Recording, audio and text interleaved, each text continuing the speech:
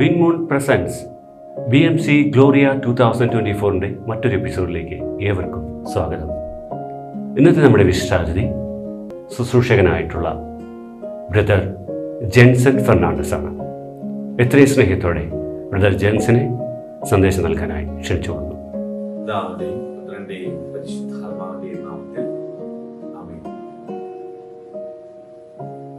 വിശുദ്ധ ലൂക്കായുടെ സുവിശേഷം അധ്യായം 2 വാക്യങ്ങൾ 10 മുതൽ.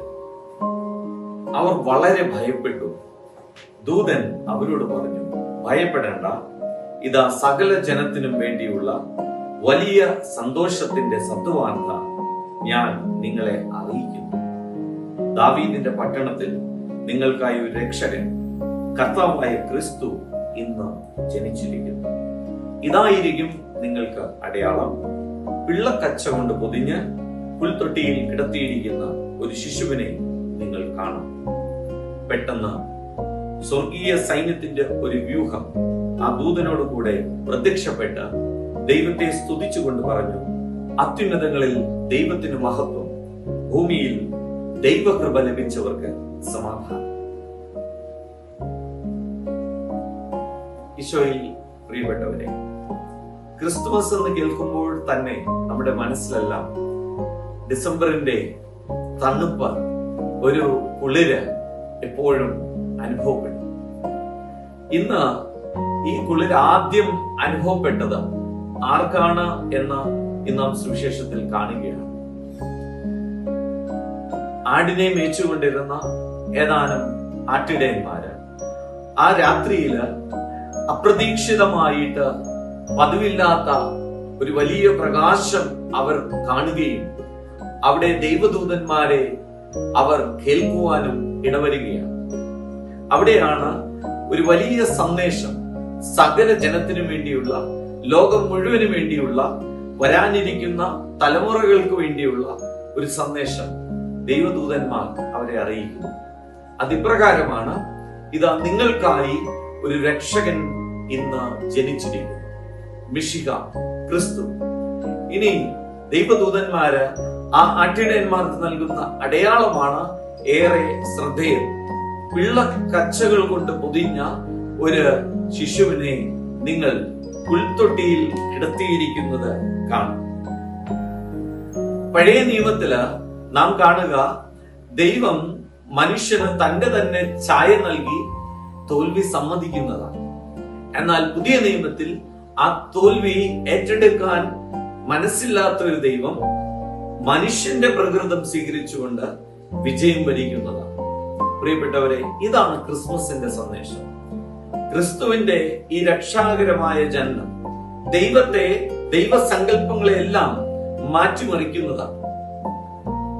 ഏറെ അടയാഭരണങ്ങളുള്ള, വളരെയധികം വിഭൂഷിതരായിരിക്കുന്ന ദൈവം, അല്ലെങ്കിൽ സർവശക്തിയുള്ള ദൈവം, അല്ലെങ്കിൽ ഏറ്റവും അലങ്കാരങ്ങൾ, അലംഘനീയമായ ശക്തിയുള്ള, കഴിവുകളുള്ള ഒരു ദൈവത്തെ അല്ല തിരുവചനം ഇന്ന് പരിചയപ്പെടുത്തുക. മറിച്ച് ശിശു സഹജമായ പിള്ളക്കച്ചകൾ കൊണ്ട് പൊതിഞ്ഞ പുൽത്തൊട്ടിയിൽ നിസ്സഹായനായി കിടക്കുന്ന ഒരു ശിശുവിനെ ദൈവദൂതന്മാര് മനുഷ്യർക്ക് പരിചയപ്പെടുത്തുന്നതാണ് ക്രിസ്മസ്.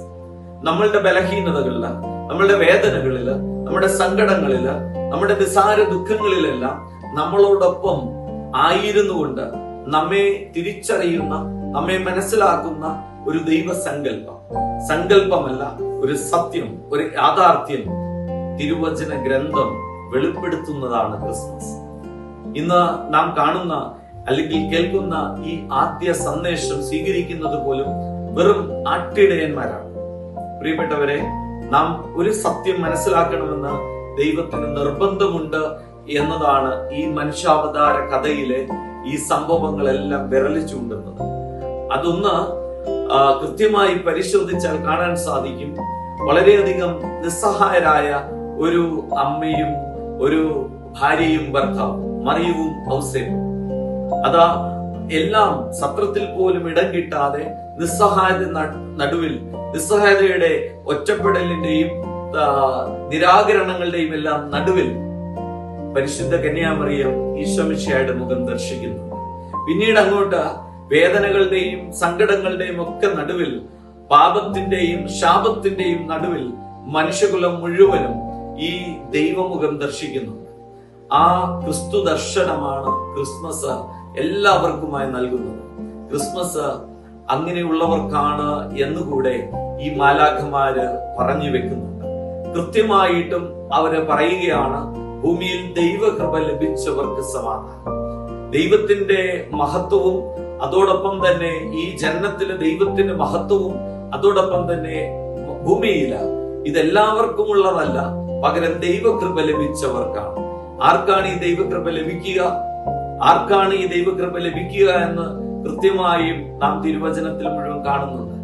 ദൈവത്തെ അന്വേഷിക്കുന്നവർക്ക്, എളിമയുള്ളവർക്ക്, നന്മയുള്ളവർക്ക്, ഹൃദയത്തില് നന്മയുള്ളവർക്ക്, ഹൃദയത്തില് സന്മനസ്സുള്ളവർക്ക്. അതുകൊണ്ടാണല്ലോ നാം പറയുക, സന്മനസ്സുള്ളവർക്ക് സമാധാനം. സന്മനസ്സുള്ളവർക്കാണ് ഈ ക്രിസ്മസിന്റെ സന്ദേശം ഉപകരിക്കപ്പെടുക, പ്രത്യക്ഷമാകുക, അനുഭവവേദ്യമാകുക. നമുക്കതിനായി പ്രാർത്ഥിക്കാം. ഈ ദിവസങ്ങളിൽ ഈ ക്രിസ്മസിന്റെ ആഘോഷങ്ങൾക്കായിട്ടല്ല, ക്രിസ്മസിന്റെ അനുഭവത്തിനായിട്ട് നമുക്കൊരുങ്ങാം. ദൈവം നമ്മെ എല്ലാവരെയും അതിനായി സഹായിക്കട്ടെ. പിതാവിന്റെയും പുത്രന്റെയും പരിശുദ്ധാത്മാവിന്റെയും നാമത്തിൽ ആമേൻ. നമുക്കായി ഇന്ന് വളരെ നല്ല ഒരു സന്ദേശം പങ്കുവച്ച ബ്രദർ ജെൻസൺ ഫെർണാണ്ടസിന് ബഹ്റിൻ മീഡിയ സിറ്റിയുടെ ഹൃദയം നിറഞ്ഞ നന്ദി രേഖപ്പെടുത്തുന്നു. അതോടൊപ്പം മറ്റൊരതിഥിയുമായി വീണ്ടും കാണാമെന്ന പ്രതീക്ഷയോടെ സൈനിങ് ഓഫ് ഷിനോയ് പുളിക്കൻ.